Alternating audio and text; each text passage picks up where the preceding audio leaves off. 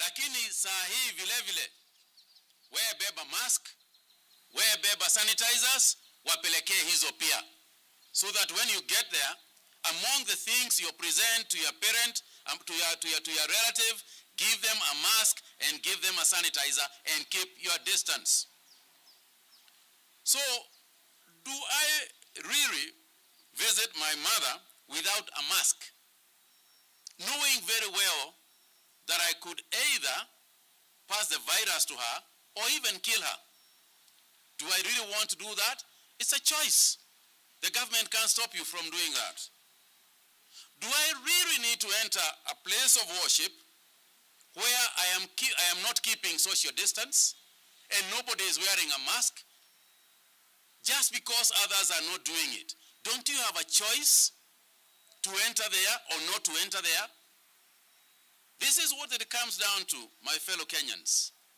This is the time when that responsibility is so grave, yet so important for us to maintain. And even if politicians call us for a gathering, am I duty bound to go into a crowded place just because my MP or another politician has called me, knowing very well that I'm exposed, and if something happens to me, nobody cares, not even the person who has invited me? You have a choice. No policeman is going to tell you to attend, but you have a choice. This idea that only the police are going to stop things happening must come to an end. It is you who is going to make something happen, and it is you who is going to make it not happen. My appeal to you, therefore, is clear. Wash your hands regularly, wear a mask, maintain social distance, and heed the counsel, the wise counsel of His Excellency the President in terms of behavior change. Let us not lower our guard, because doing so would be disastrous. Na mimi nitaendelea kuwasihi wananchi, tafadhalini, wakati huu sio serikali inakinga wewe, ni wewe mwenyewe unajikinga kutoka kwa hii virusi. Na mimi nataka kusihi kila mtu, tafadhalini, ukiwa ni matatu, ukienda kwa matatu na uonde katika hiyo matatu watu wamejaa, usianze kusema ni polisi ni lazima waje hapa ndio wamshike ama wamchukue huyu dereva. Hapana jameni, wewe unaigia hiyo gari kwa nini? Unaweza kupita barabara wakati unaona gari ikipita kwa mbio. Can you start crossing the road if a vehicle is moving very fast on that road? Kama uwezi kupita kwa barabara wakati magari inapita na mbio, basi vile vile usikabilie mtu mwingine ambaye hana barakoa, haweki hatua. Kwa hivyo jameni, tusije tukafikiria kuna mtu mwingine ambaye sasa sisi anatuangalia. Lazima wewe mwenyewe ujiangalie, ujichunge. Jukumu la kibinafsi ni saa hii, sio kesho. Jukumu la kulinda familia yako sio ya serikali, sio ya polisi, ni yako wewe mwenyewe binafsi. Ukiwa utaenda kutembelea mzazi huko Kisumu ama Nyeri ama Kakamega, basi sio tu kumpelekea mkate, umpelekee barakoa ama mask, umpelekee sanitizer, umpelekee sabuni ya kunawa mkono, kwa sababu hiyo chakula ambao unampelekea, hiyo sukari ambao unampelekea, ukimpelekea na ukae karibu na yeye na wewe hujui kama una virusi ama huna, basi unajua ni kitu gani itafanyika. Kwa hivyo jameni, ni lazima tugeuze vile sisi tunaishi. Hatuwezi kuendelea kuishi kawaida wakati ambao iko virusi ambayo sio ya kawaida. Fellow Kenyans, it is without doubt that since this pandemic struck our country, It has caused a lot of anguish and suffering to our people. A good number of our people have checked in hospitals with mental-related cases, such as depression and others. We have also witnessed an increase in family and gender-based violence. These psychosocial issues have compounded the problem of the current pandemic. The rising number of mental health-related cases in the country, such as depression and other mental illnesses, some of which have in fact ended up in suicide, have been a concern to this government. And that is why, even before COVID came, His Excellency the President ordered the formation of a task force with a primary mandate to study the status of mental health in the country and recommend solutions to reform mental health systems. The task force was inaugurated on the 11th of December 2019 and comprised of a multi-sectoral team from the Ministry of Health and other agencies under the leadership of Dr. Frank Jenga, here with us today. I'm therefore delighted that today I will receive the final report from the task force on mental health. This is the culmination of a huge amount of work over the past several months by the task force. In Kenya, it is estimated that 1 in every 10 people suffer from a common mental disorder. The number increases to 1 in every 4 people among patients attending routine outpatient services. Depression and anxiety disorders are the leading mental illnesses diagnosed in Kenya, followed by substance use disorders. Among the different types of substances, alcohol contributes to the largest burden of substance abuse-related illnesses in Kenya. Of great concern, alcohol abuse is most prevalent in the 18 to 29 age group. Related to this high burden of mental illness are the increasing rates of suicide in our country. According to the World Health Organization, Kenya's mortality rate due to suicide is ranked 29th worldwide, with an estimated 5.6 persons per every 100,000. Amid all these challenges, the country's total bed capacity for mental health care is 1,600, of which 400 are in the private sector. There are 4 public facilities providing treatment and rehabilitation services for substance use disorder and 14 county hospitals across the country for mental health care. Fellow Kenyans, a few of the key findings of the task force indicate the following. Kenya has a high burden of mental illness due to ill health, psychosocial disability, and premature mortality, with huge gaps in access to care.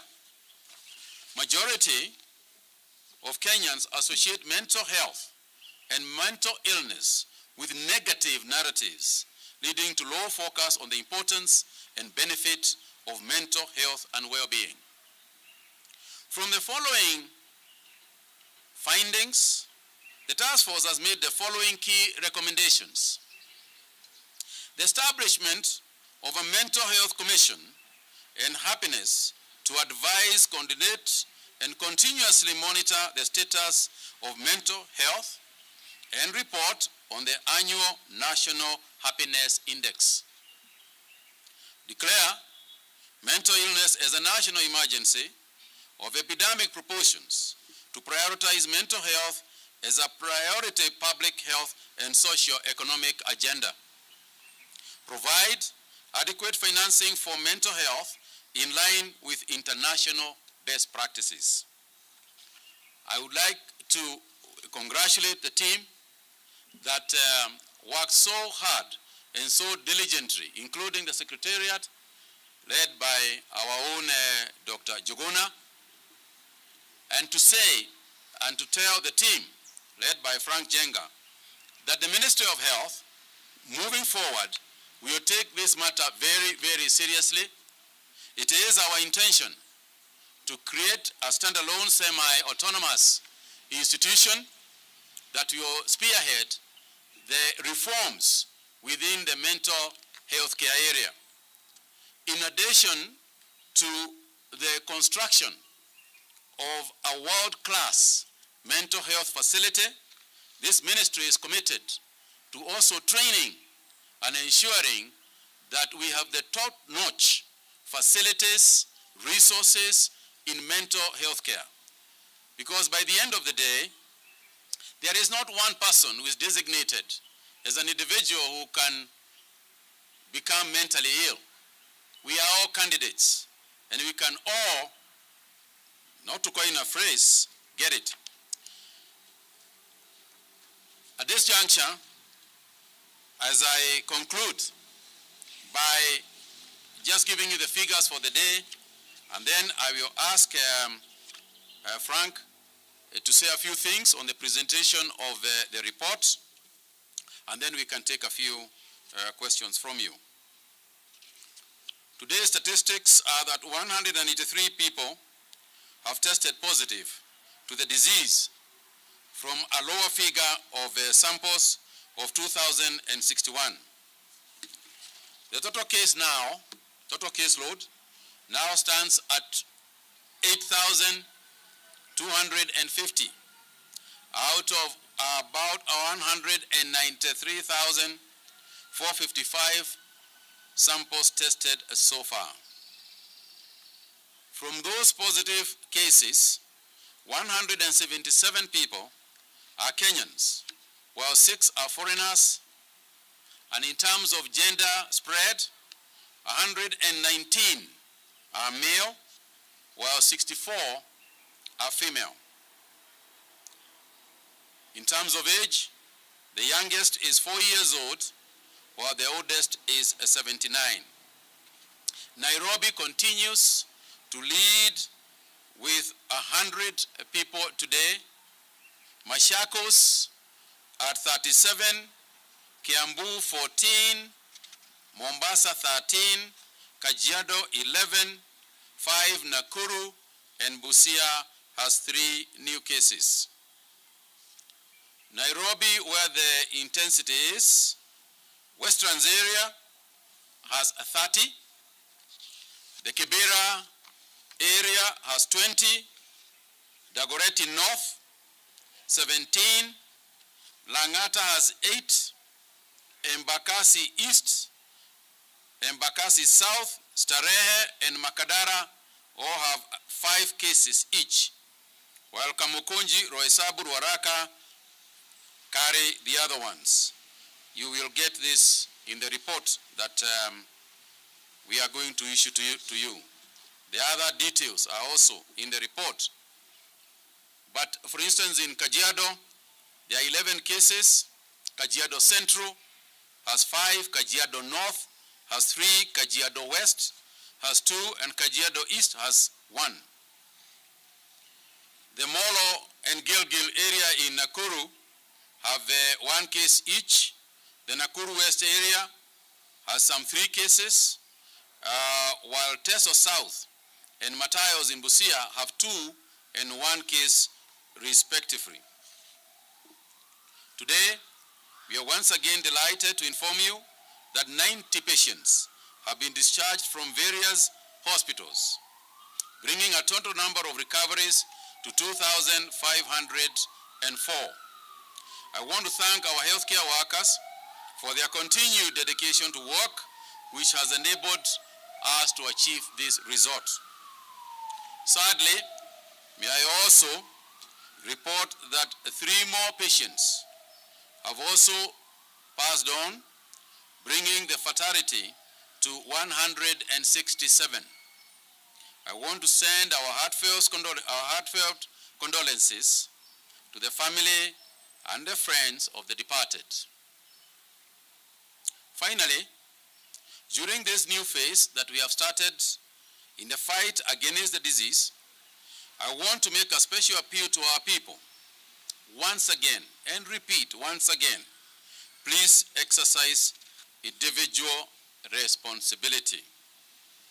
Our cooperation and unity in this fight will enable us to overcome. And it is possible. I know that in many parts of the world, what has been happening is that as soon as they open up, within a week, they close down again. As soon as they open schools, they close down again. Essentially because as soon as you open, people think that you opened because you have now contained the disease. Let me make it clear. We did not open because we have contained the disease. We opened for two reasons. Number one is the balance between economic activity and our health concerns, predicated on the fact that we now believe that Kenyans can do both. We are convinced that Kenyans are responsible enough to be able to carry on economic activities while at the same time, observing the measures to protect themselves and to protect their families. It is this belief in our people. It is this belief in Kenyans. It is a belief that we all care, and we all care so much that we care enough for us to be able to continue with what we are doing. The ball, as the saying goes, is in your court and in everybody else's court. I thank you. Before I take the questions, let me just ask Frank Jenga to say something about the report, hand it over, and then we can take the questions. Cabinet Secretary, Bwana Mutahi Kagwe, Madam PS, ladies and gentlemen, where you've stopped is where I will start, Bwana CS, because at the center of the war against this COVID-19 pandemic is the behavior of us Kenyans. And it is a befitting moment that I do the presentation of the Mental Health Task Force at a time when we as Kenyans are being urged to behave ourselves.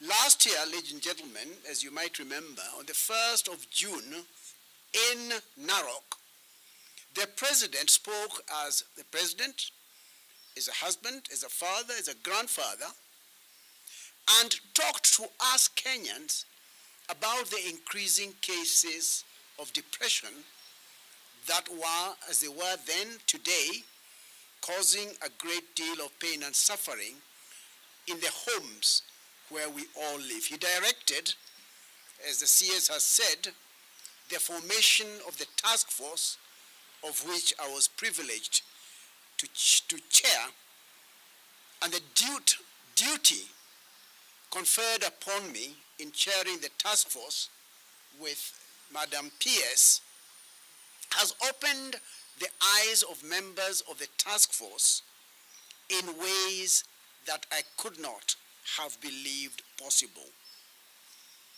We visited many counties. We had submissions from many professionals and lay groups. We had church and academic groups present to us. And in every sense, we believe that as a task force, one of whose members, Professor Lukoya Tuoli, is here, that we heard and in the report faithfully recorded the pain and suffering of our people that is due to the very heavy burden of mental illness in our society. Our people told us many things, which you're welcome to read in the report. But there are one or two things, with your permission, Bwana CS, that I would like to highlight. The first one is the pain of the stigma that is associated with mental illness.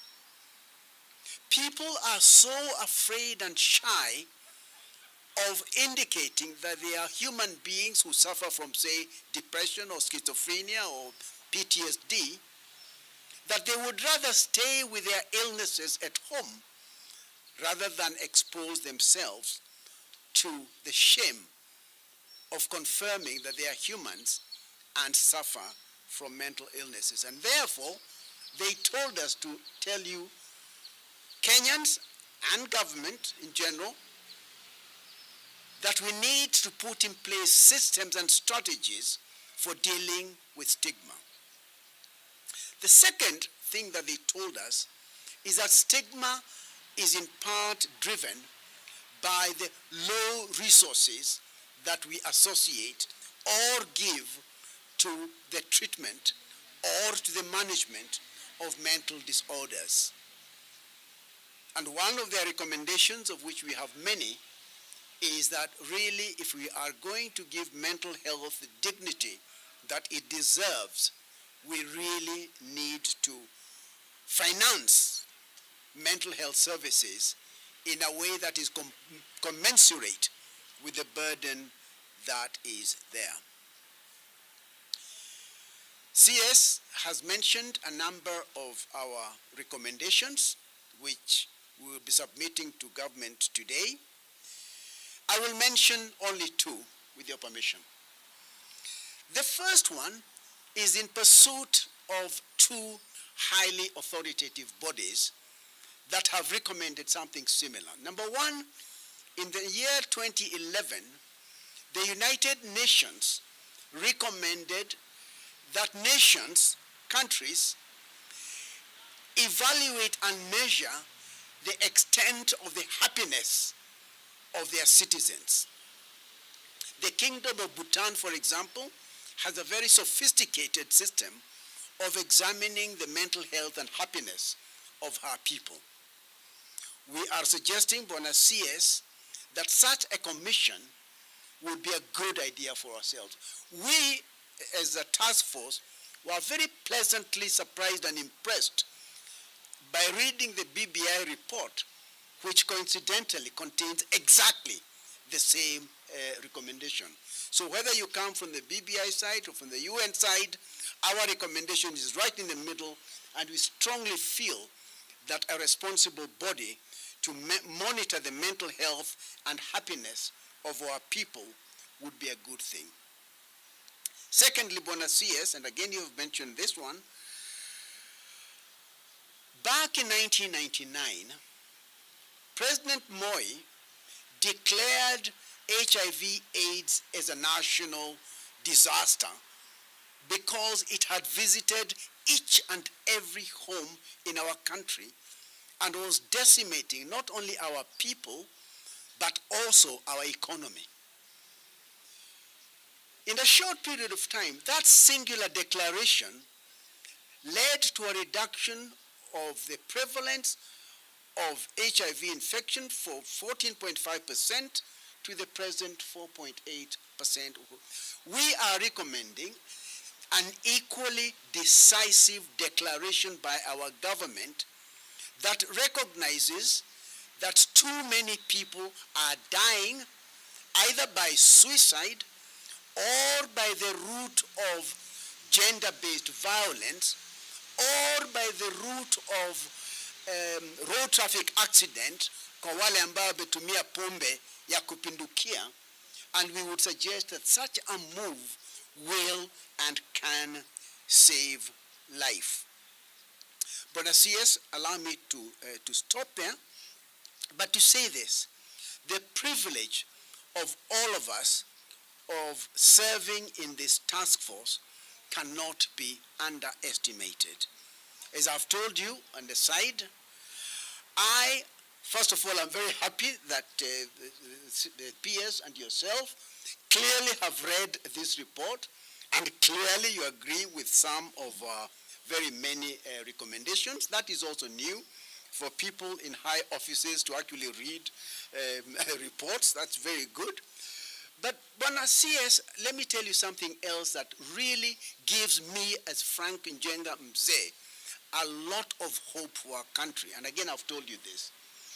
The members of the task force that were given to me to work with are brilliant men and women that promise a great future for our country. And secondly, the men and women that worked under Dr. Njuguna from this Afia House. We do not, people are telling us, oh, get people from Bangladesh, oh, get people from, for what? This is a Kenyan report done by Kenyans, and if any of you has time to read it, you will agree with me that Kenyans have done an excellent job. Bwana CS, kindly accept our report with grateful thanks, in the full knowledge that our report will find under your watch full implementation. Thank you so much, Bwana CS. Thank you. Thank you, Bwana Kagwe. Right.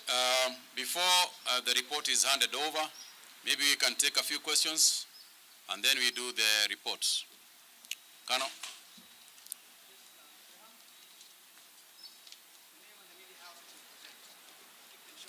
Okay.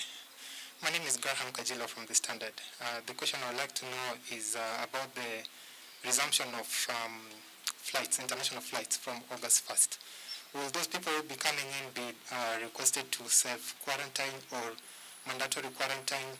And what will happen if there is an influx of a lot of people about the quarantine spaces? Yesterday also the president mentioned about the preparation of the country, and he said that it's not 100%. So I would like to know to what percentage are we, especially in the mandate that was given to counties to have at least 300 beds each.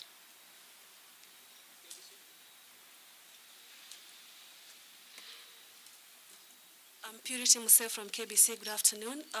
A follow-up on what my colleague has said. Do we have any protocols, especially on those who intend to travel to rural areas, or how does the ministry intend to protect the elderly, just the way you had imposed protocols for hotels before they reopened? Do we have the same? And again, what happened to the mass testing? Today we saw 455 samples being tested. Why are we testing such a small number?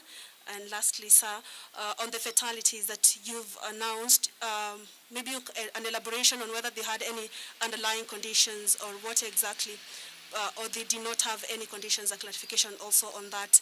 Lastly, to the DG, on the curve, are we yet at the peak of this? And as we reopen the economy, do we expect a surge of this, or how disciplined are Kenyans? Okay.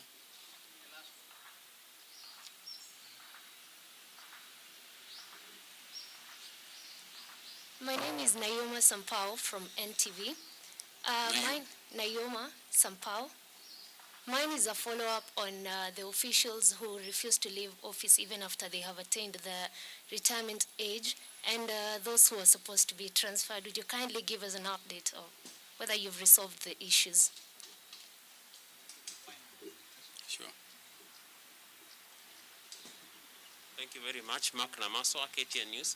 My question concerns the protocols that PSV vehicles, bus operators are supposed to meet. What are some of these regulations they're supposed to fulfill before they are authorized to proceed and transport Kenyans up country? Thank you.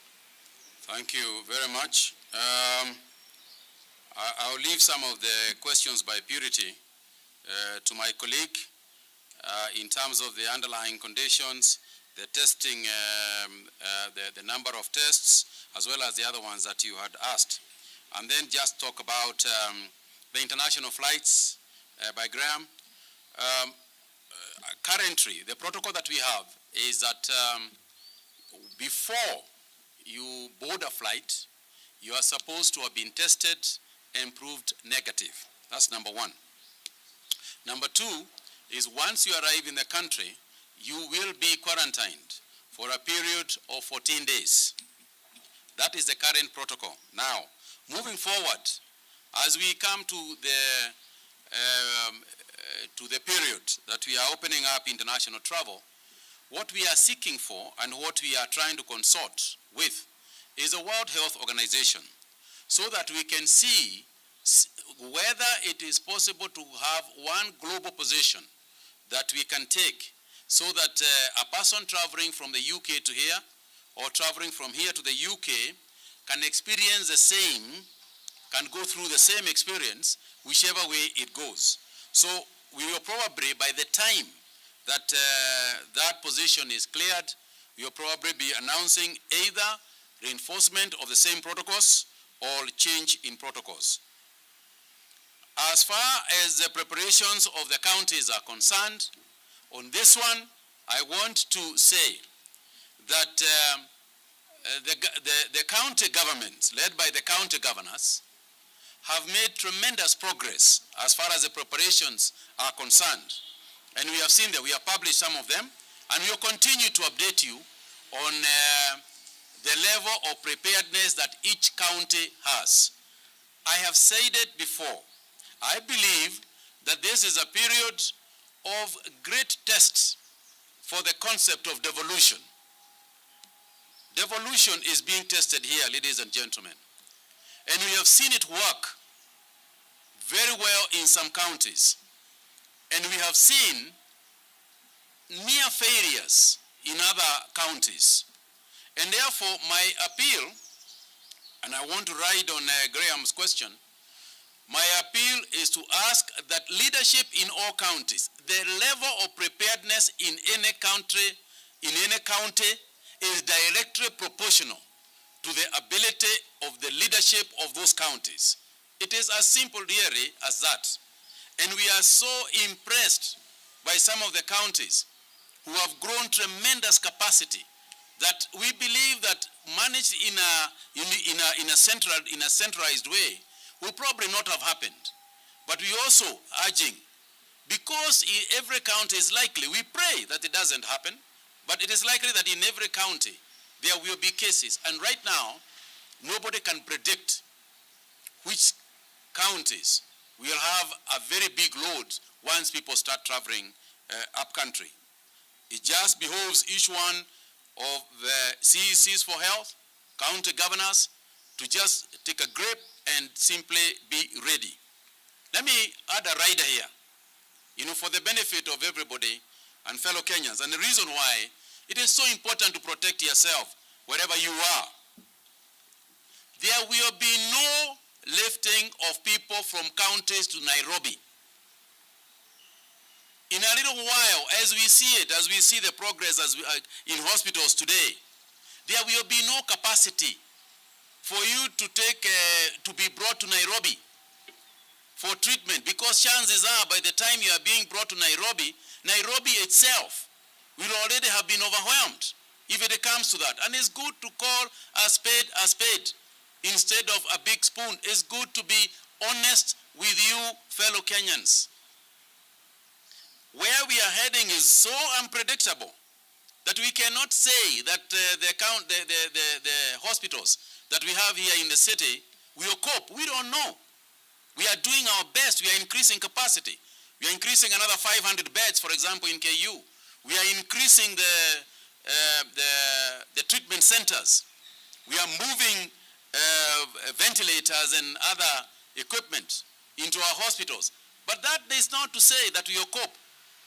So if you are in Wajir, if you are in Nyeri, if you are in Kakamega, I think you should, as a citizen, part of your responsibility, you should be harassing your government to make sure that they have got the facilities to take care of you when you get sick. Because, listen to me, there will be no airlifting to Nairobi. Just like today, if you fell unwell, people are not talking about going to India or going to London or going to the US anymore. That is how it is. And let's be honest and clear about it. I'm not painting a negative picture. I'm not painting a doomsday scenario. But I think it is better to be ready than to be sorry. And it's better for us to say these things rather than to hide them and bury our heads into the ground like the proverbial ostrich. As for the protocols, purity, and matatus and so on. Tomorrow, the CS for Health, CS Macharia, will be holding a meeting with SACCOs, matatu owners, bus owners, in order for us and in order for them to clear the movement towards upcountry from Nairobi and Mombasa and so on. Top of the agenda, of course, is the care, the observance of the measures that are already supposed to be in operation in the city. In other words, sitting, keeping your distances in the bus, wearing your mask, ensuring that anybody getting into that bus has been sanitized, ensuring that the bus itself is fumigated so that all germs are killed, the virus is killed before people enter, and once they arrive, before they start on the backward journey, the same thing happens. But these are protocols that will be discussed tomorrow, and these are protocols that will be issued tomorrow. Let me also say this, that the enforcement agencies are also a bit freer now. So when it comes to issues of curfew, you can be sure that there will be more vigilance and there will be more policing to observe that the measures that are in place, as in curfew, the closure of bars and so on, is very strictly observed. And people had begun to relax a little bit. You and I know that. Again, let's not hide from each other. There are those who have taken for granted that the country is now open and they can do whatever they wish. They can load up the matatus. They can continue to do so.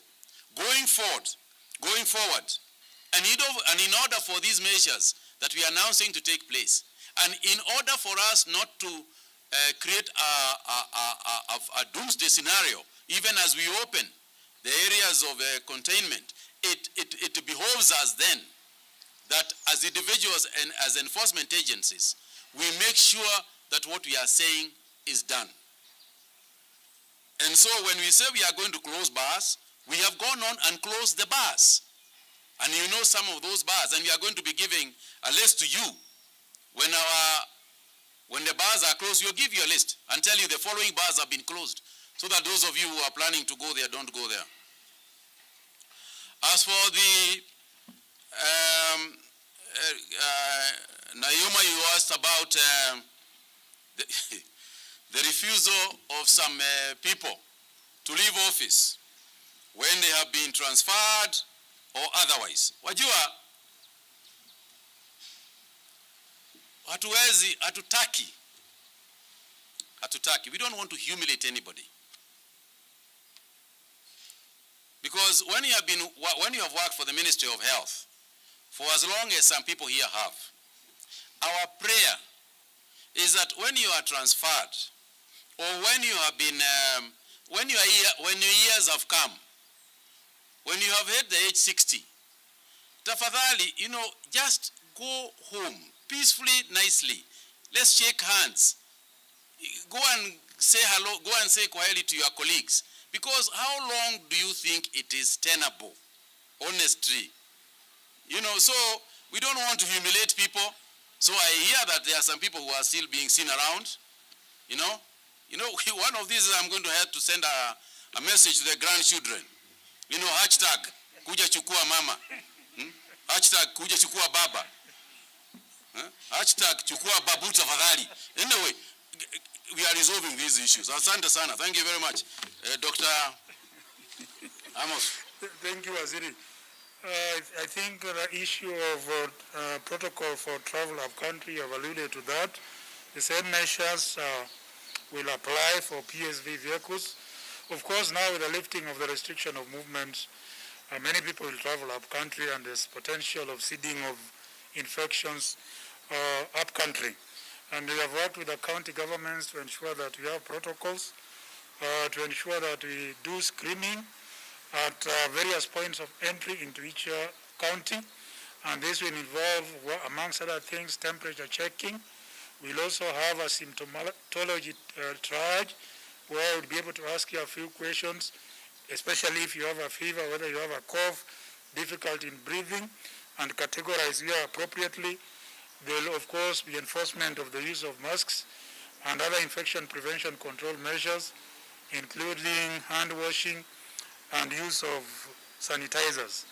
So this will apply across the points of entry in the inter-county movement as well as for the PSV vehicles. Sample testing, yes, there are fluctuations in the number of tests that we do on a daily basis. And this is usually because we have two types of tests. We have what we call the manual test, which has a lower throughput, and the automatic one, where we simply feed the specimens into the machine and it does the work for you.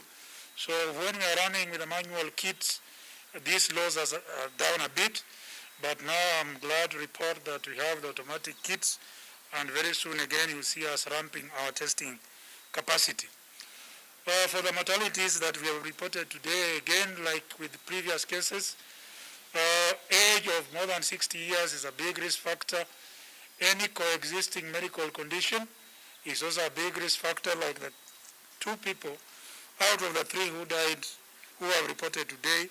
One had chronic myeloid leukemia, which is a type of blood cancer. The other gentleman had diabetes. But of note is the 30-year-old who did not have any coexisting comorbidity. So again, this behoves us that the disease is here with us and nobody is immune. You could be as fit as a fatal, but you get a more severe type of COVID-19 and you could easily succumb to the disease, notwithstanding that you don't have a comorbidity. Our curve, yes, we have not hit our peak yet, and we told you a few months ago that as we approach our peak, we will be reporting numbers in terms of triple digits. And for the past 2 or 3 weeks, we have always reported more than 100 cases. Our curve is predicted to peak at around August, September, but as I've always told you, nature does not obey science. It's very, very difficult to tell when we'll peak, but with the numbers and also opening of or lifting of the restriction movements, if we don't exercise that responsibility and we seed infections at the county level, then the peak could even come earlier, which will not be good for us, because in that case, there's a risk that our healthcare system will be overwhelmed. I think that is all that came my way. Thank you, sir. Thank you very much indeed.